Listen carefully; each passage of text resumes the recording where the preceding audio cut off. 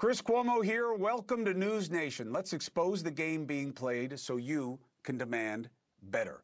What is this shutdown drama really about 5 days out?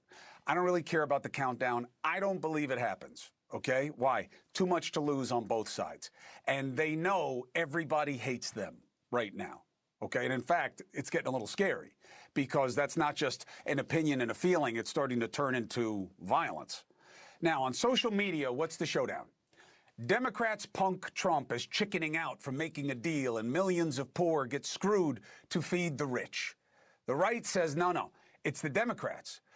This is the Schumer shutdown because he wants the government to use your tax dollars to pay for health care for illegal immigrants and for trans surgery. Musk, of course, the great amplifier, even though I don't know that he knows any of these issues, but he retweets it, amplifies it, 226 million people. J.D. Vance saying this is about paying for illegals and trans surgery, amplifying outrage. I don't know if he cares or if there's any truth to why he's doing this, but we care. For Elon and the social media hellscape, it's not enough to have a battle of ideas led by facts. It's about good versus evil led by feelings. You hate the poor. You love illegals and trans more than real Americans. It's ugly and obvious. So let's break it down. The Democrats want to roll back the cuts that were in the big, beautiful bill to Medicaid and that were sold as work requirements, as if it were about, taking out waste, fraud, and abuse for lazy poor folk, right? I think the Democrats have high ground on this. The work rules are not about lazy people or cutting waste, not by percentage or by inclination of the reality within the policy. It's about people who can barely get by getting even less, and it's the right at its worst. Tax cuts for the rich paid for by the poor in losing services. Now, in many of the states where this is going to have the biggest impact, these are part of Trump's base, okay? So they're rolling the dice here that they can convince these people that what is bad for them is actually good for them. Now, the tricky part in the analysis is actually the Democrats' second ask, extending the Obamacare tax credits. They're going to expire at the end of the year. Trump hasn't touched it yet. Why? Well, despite the right saying that the ACA, Obamacare, sucks and that they have a much better plan, they've never done anything with it. Reliance on it has grown massively.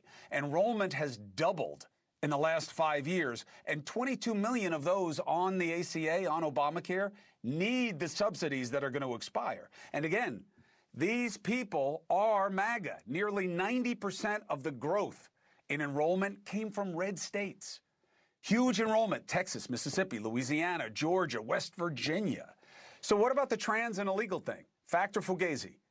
The law clearly states federal Medicaid dollars can't be spent on illegal entrants. So states that give them health care do it with their own money. But do states play it straight and only spend state money? No.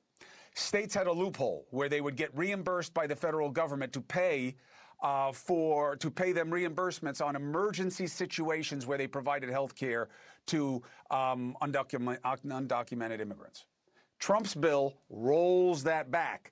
The Democrats want the rollback reversed, meaning what? They want states to be able to get the reimbursement when they pay for emergency services for undocumented immigrants. Now, technically, that money, you can say, is using federal dollars to pay for people that the law say aren't supposed to be paid for. But it only accounts for 1% of Medicaid funding. So even though they're right, they're making it a deal that it isn't. And the Medicaid cuts are going to affect a lot more than 1% of the funding. So that's the fact versus fugazi. Now, if this was just about making things better and not a stupid battle of driving outrage, the compromise is obvious. MAGA, own the numbers of people affected by the Medicaid cuts. When you increased defense spending and gave tax cuts to the rich, these are the people who are going to have to feel it? Democrats, leave the carve-out, preventing federal funds from going to illegal immigrants in emergency situations. That's what the law says. Let the states deal with it. And if you don't like it, work with the right and reform the immigration system, which you refuse to do. And stop states from playing funny money like Governor Newsom is doing in California. This is the conversation we should be having today. But the problem works better for them. Making you angry about it is more valuable to them than spending any effort on the solution. The brinksmanship of who's going to hurt the most people with a shutdown and who will cave, it's an ugly game. But we can't even have that conversation because we're constantly distracted by whatever matters. You know, instead of talking about what matters to the most, we talk about what matters to the least because it's the hottest and it's the clickbait. And that takes us to the lawfare. And the president clearly gets this. And he would much rather talk Comey than the state of our commerce and how he's affecting it with his Medicaid policy. So today, he upped the ante.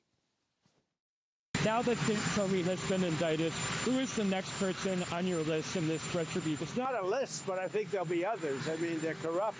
These were corrupt, radical left Democrats. They weaponized the Justice Department like nobody in history. What they've done is terrible. And so I hope there are others, because you can't let this happen to a country. Now, he really believes that. That's not always the case, right? The president believes what was done to him was wrong and it was illegal. The problem is he doesn't really make that determination. And the DOJ just seems to be echoing him. And by the way, that question sucked also. It was so leading. Who's next on your list? See, everybody has an interest in the outrage cycle. Thank you for watching. Subscribe below and download our NewsNation app right now on your phone, and you will get fact-based, unbiased news for all Americans.